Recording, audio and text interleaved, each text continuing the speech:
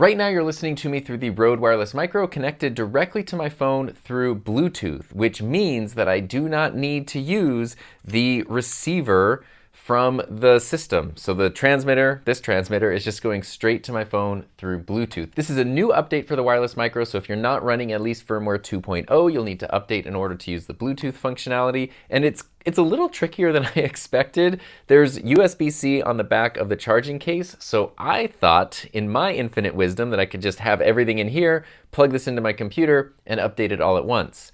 No, that is not how that works. You need to take the receiver out, connect this to your computer, and then the Rode Central software will see the receiver. It will be able to update firmware on the receiver. And then when you take transmitters out, those will also show up in the Rode Central software, and then you can update those individually. So you have to run the update on the receiver and both of the transmitters separately, all three devices, while they are not in the charging case. So I guess the USB here is just for charging, not for any kind of data transfer. Everything else needs to be done that way that I said there. And it was just a little bit tricky. It took me a minute to figure it out. Once I got that, everything worked pretty well. The other thing to be aware of is that I am recording this audio directly into the Rode Capture app. So I'm recording on here using an anamorphic lens for no reason other than that I want to, which actually, maybe I was hoping I could get a light streak going. But anyway, and once you've got the microphone's firmware updated, then in the Rode Capture app, you can just tap on the microphone,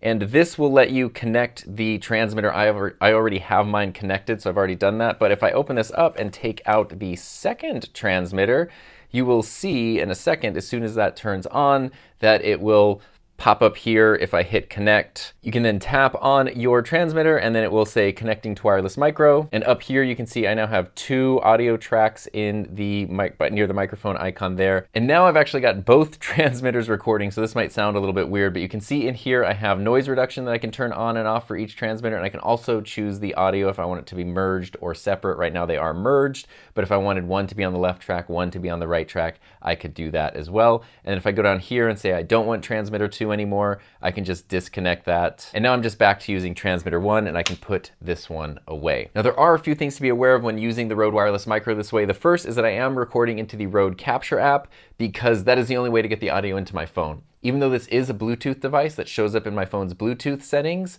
when I try to use it with the regular camera or the Blackmagic camera app or anything, it does not show up. It only shows up as an actual available device in Rode Capture, which then just saves the video files directly to your camera roll anyway, so it's not a problem. Just be sure that you're actually using the Rode app and not connecting this and then using your regular camera app, thinking you're using your connected microphone when you're still using the built-in microphone. The other thing to be aware of is that Bluetooth audio is never as good as non-Bluetooth audio. So for example, this is what it sounds like on Bluetooth. That's what you've heard this whole video. Totally usable, definitely doesn't sound terrible. And now you're listening to me with audio running directly into the actual receiver and then into my phone. I have the USB one, so I have to have this little adapter. It normally doesn't look this janky, but it was just my way to get the USB-C into the Lightning iPhone. And now I'm using this audio versus the Bluetooth audio. You'll probably notice right away that this is louder, or unless I've equalized this in editing to not blow your ears out, this is a significantly louder signal.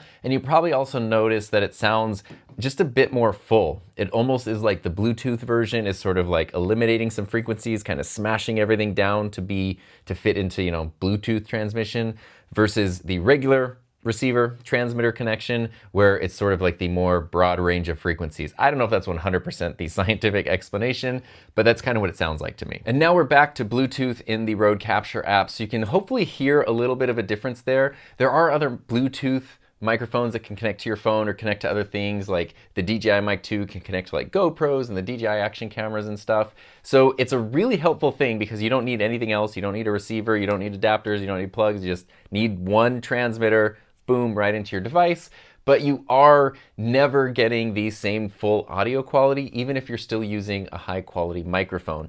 I think this is just me conspiracy theorying, which actually this isn't a conspiracy theory, it's just a theory, I guess, is that the reason you have to only do this through the Rode Capture app and you can't use the microphone via Bluetooth with regular camera apps is because it does something to help the audio sound better. This is the best sounding Bluetooth audio I've heard over a microphone, even though it's still not as good as it is running the normal way. So I don't know if Road Capture is kind of sweetening it a little bit. I haven't done anything in the editing process to help it sound better. This is just what it sounds like, but it sounds significantly better than other microphones I've tried to pair with phones and action cameras and stuff. So I think Road Capture is kind of responsible for that, and that's what helps it, sound as good as it does, as usable as it does. The tricky part with this, I'm getting kind of off track into my own opinion territory here, is the receiver is very convenient and small and compact. It doesn't even have its own battery, so why not just use this? It doesn't really, take up that much space in your device or anything. But if you're in a situation like I am, because this is available when you purchase it, you either need to choose if you want the USB-C version or the Lightning version.